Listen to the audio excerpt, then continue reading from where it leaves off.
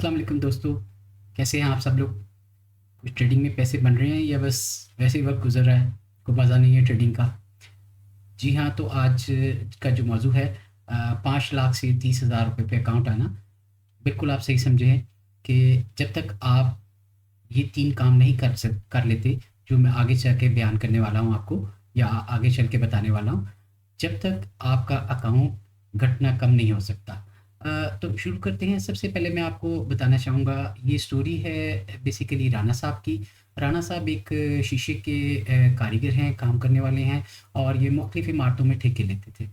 तो राना साहब बेसिकली एक घर में गए जहाँ पर कंस्ट्रक्शन का काम हो रहा था। वहाँ पर कोई साहब जो बेसिकली ट्रेड करते थे स्टॉक्स में।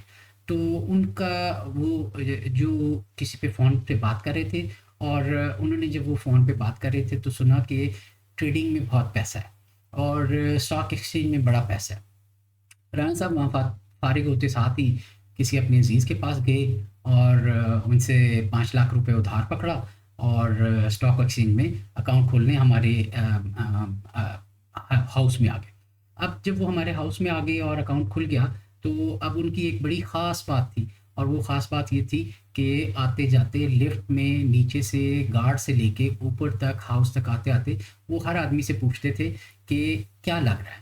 और क्या लग रहा है के बाद वो जो आइटम बताता था उसको या वो जो आइटम कहता था, वो आइटम वो बाय कर लेते थे।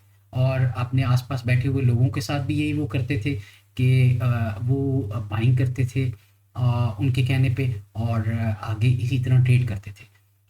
बिल्कुल ठीक, आप सही समझे हैं कि ऐसी ट्रेडिंग का अंजाम क्या होता है। तो अल्टीमेटली यही हुआ कि राना साहब जो हैं वो इस ट्रेडिंग में मुलव्वस होते गए और जैसे-जैसे इनका अकाउंट आगे चलता रहा, वो वैसे-वैसे तबाही की तरफ बढ़ता रहा और मुख्तलिफ़ क्रैशेज़ में और मुख्तलिफ़ मार्केट की मंदियों में उनके शेयर्स जो हैं, वो घटते ही चले गए।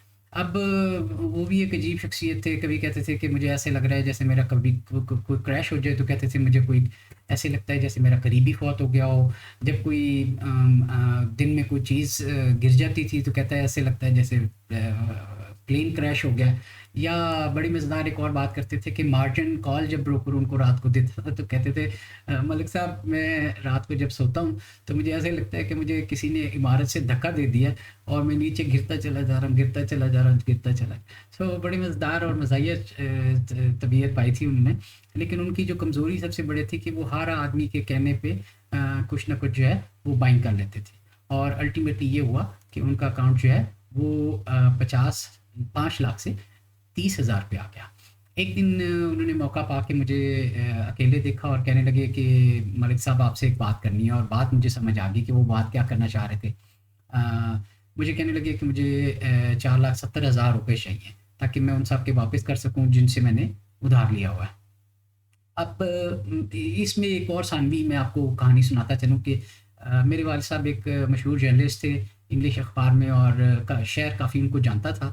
सो हुआ ये कि हमारे मोहल्ले में कुछ बच्चों की लड़ाई होगी और उस लड़ाई में जो सूबेदार साहब के बच्चे थे उनको पुलिस चौकी के बिल्कुल, चूँकि वो साथ रहते थे तो उन्होंने रिपोर्ट कराई और जो दूसरी पार्टी थी, दूसरे बच्चे थे, उनको पुलिस वाले पकड़ के ले गए। अब ये जो दूसरी पार्टी थी ये कुछ अरसा ये पार्टीशन में पाकिस्तान शिफ्ट हुए थे और सारा मोहल्ला इनको चाची-चाची कहता था और ये कुछ अरसा हमारे घर में रहे थे। तो ये फैमिली मेंबर्स की तरह हम इनको ट्रीट करते थे। तो शाम को जब वालिद साहब घर आए तो चाची आ गईं और कहने लगी कि रोते हुए वालिदा साहिबा से कहने लगी कि मुझे जो है रज़ाइयाँ दे दो अपनी मेरे बच्चे जो हैं, ये दिसंबर का महीना था और बारिश वाला माहौल था, बड़ा ठंड थी।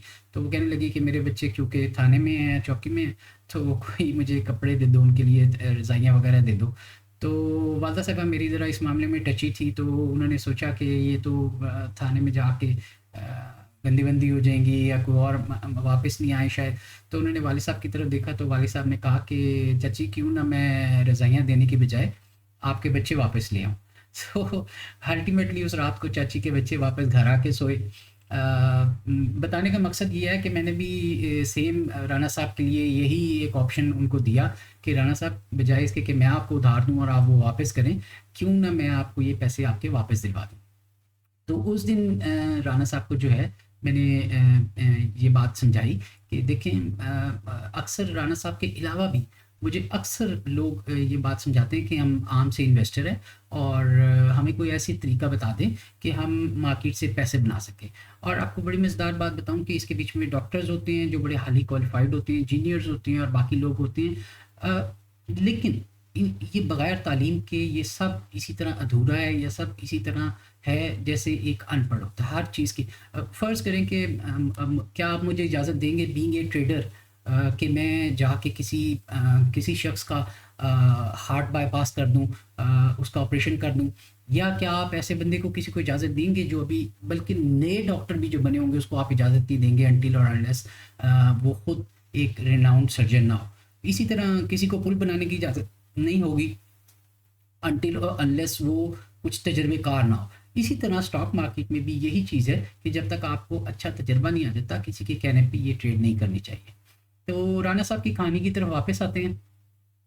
राना साहब को मैंने कहा कि राना साहब, आपको चंद बातें मैं बताता हूँ जो मैं अब आपके साथ भी शेयर करने लगा हूँ, और उन चंद बातों में 3 बातें जो हैं वो बहुत इंपॉर्टेंट है। सबसे पहली बात ये है कि आप रिस्पॉन्सिबिलिटी लेना सीखें।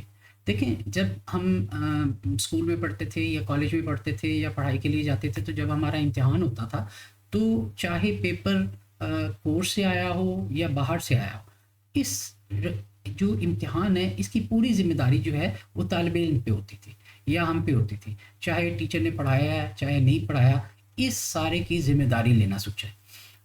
राना साहब ये करते थे कि जब जब उनकी ट्रेड ठीक हो जाती थी तो वो खुशी से फूले नहीं समाते थे और हर एक को पूरी पोजीशन अपनी बताते थे पूरे फ्लोर के ऊपर जाके।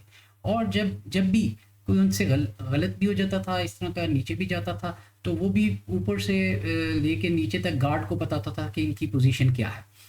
तो सबसे पहले तो आप ये समझें कि कोई भी पोजीशन लेना जो है ये आपकी रिस्पॉन्सिबिलिटी है।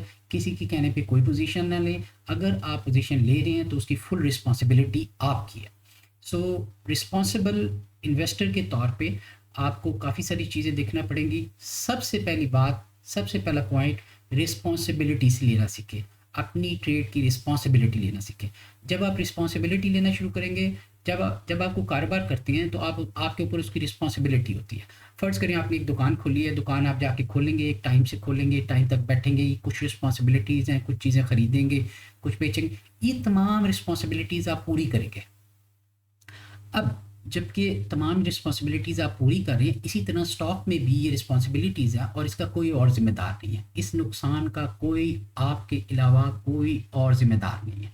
Responsibility is the main thing. जब आप रिस्पॉन्सिबिलिटी लेना सीख जाएंगे तो इससे आगे क्या होगा? इससे आगे ये होगा कि आप उसको प्लान करना शुरू कर देंगे। दूसरा जो इम्पोर्टेंट पॉइंट है, पहला पॉइंट है रिस्पॉन्सिबिलिटी, दूसरा पॉइंट है प्लानिंग। देखिए, प्लानिंग में बहुत सारी चीज़ें आ जाती हैं, लेकिन अपने अकाउंट को बचाने के लिए जो सबसे इम्पोर्टेंट पॉइंट है मैं आपके साथ शेयर करना चाह रहा हूँ। सबसे इम्पोर्टेंट पॉइंट ये है कि आपने ट्रेडिंग में जब भी एंट्री लेनी है, आपने प्लान ये करना है कि एग्जिट पॉइंट क्या है उस ट्रेड का। फर्स्ट करिए कि आपने 10 रुपये पे शेयर परचेज़ किया, आपने एंट्री से पहले सोच लेना है कि मैंने इसको 8 रुपये पे सेल करना है, 9 रुपये पे सेल करना है, या किस वजह, वो क्या वजह होगी जब आप ये सोचेंगे कि मैं गलत हो गया हूँ और मुझे इससे निकलना है। ये प्लानिंग आपने एंट्री लेने से पहले करनी है। मैं आपको बताऊं कि मैं पढ़ाता भी हूँ मुख्तलिफ शोबों में, और MBA फाइनेंस की क्लास को पोर्टफोलियो मैनेजमेंट जब हम पढ़ाते हैं तो हमने एक ऐसा पोर्टफोलियो डिज़ाइन किया जो फ्लिप ऑफ ए कॉइन का है। हेड आ गया तो बाइंग, टेल आ गया तो सेलिंग। उस सिचुएशन में भी जब हम अपने एग्जिट पॉइंट को प्लान करते थे तो हम वो पोर्टफोलियो अच्छे तरीके से चला सके। इसी तरह हमने एक और पोर्टफोलियो डिज़ाइन किया था कि हम अपने जो बेल बॉय था जो घंटी बजाता था यूनिवर्सिटी की, उसको बुला लेते थे और उसको 2 आइटम बताते थे।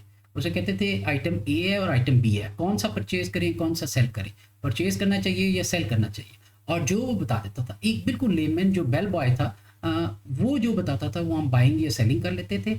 लेकिन उससे पहले एग्जिट को प्लान करते थे और पोर्टफोलियो मैनेजमेंट की डिफरेंट टेक्निक्स को अप्लाई करते थे, जैसे पोजीशन साइजिंग को, जैसे अकाउंट का जो मार्जिन है उसको, जैसे जो आप स्टॉप रख रहे हैं उसको कितने परसेंटेज पे जाके करना है एग्जीक्यूट। सो ये तमाम चीज़ें गुड पोर्टफोलियो मैनेजमेंट। लेकिन आपने सिर्फ आज से प्लान क्या करना है, एग्जिट प्लान करना है। देखिए जेम्स बॉन्ड की मूवीज़ जब आप देखते हैं तो उसमें जेम्स बॉन्ड सबसे पहले क्या करता है, कहीं भी कार्रवाई या कहीं भी एक्शन करने से पहले सबसे पहले वो अपना एग्जिट प्लान करता है। किसी पार्टी में जा रहा है, किसी मिशन पे जा रहा है, किसी भी जगह वो जा रहा है, तो वो देखता है कि मैंने इस जगह से निकलना कैसे है। सो आपने जेम्स बॉन्ड की तरह अपना एग्जिट प्लान करना है। जो भी एक्शन आप लें, जो भी आप बाइंग करें, उसका एग्जिट प्लान आपके जहन में होना चाहिए। तो ये दूसरी बात होगी। पहली बात रिस्पॉन्सिबिलिटी, दूसरी बात प्लानिंग, और तीसरी बात है एजुकेशन। इसके साथ आगे चलते चलते हम एजुकेशन भी करेंगे। टेक्निकल एनालिसिस एक ऐसी फील्ड है जो आपको बहुत मुख्तसर वक्त में इस मार्केट में अच्छी ट्रेडिंग सिखा देती है। बेसिकली इस मार्केट में इतने सारे इनपुट हैं, कभी न्यूज़ आ रही होती है, कभी इकोनॉमी चल रही होती है, कभी वर्ल्ड इकोनॉमी डिस्टर्ब हो जाती है, कभी कहाँ से न्यूज़ आ जाती है, कभी अर्निंग की न्यूज़ आ जाती है, कभी कुछ हो जाता है, कभी किसी इन्वेस्टर का पैसा फंस जाता है, उसका माल बिकने आ जाता है। इस कदर यहाँ पर इंफॉर्मेशन का इनफ्लो है इस ज़माने में कि हमें समझ नहीं आता कि किस न्यूज़ पे क्या एक्शन करना चाहिए। तो टेक्निकल एनालिसिस एक ऐसा फील्ड है जो आपको सिर्फ ओपन, हाई, लो, क्लोज, वॉल्यूम के ऊपर, यानी ये 5 चीज़ें अगर दी, इनका एनालिसिस करें, इसकी स्टडी करें और इसको अप्लाई करें, तो ये आपको अच्छी ट्रेड बता सकता है। सो ये हम जानेंगे आने वाली वीडियोज़ में कि टेक्निकल एनालिसिस कैसे किया जाता है। अभी के लिए सिर्फ 3 चीज़ें।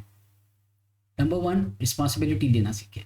नंबर 2, अपनी ट्रेड को प्लान करें, एग्जिट को प्लान करें। Number 3, slowly and gradually technical analysis को एजुकेशन लेना शुरू करें। तो राना साहब की तरह आप भी ये ना कहिएगा कि ओवर एक्सपोजर हो गए तो मुझे ऊपर से धक्का दे दिया गया है और मैं नीचे गिरता चला जा रहा हूँ ड्रीम में। सो होपफुली आपसे दोबारा एक नई सेशन के साथ मुलाकात होगी। Thank you very much and अल्लाह हाफिज़।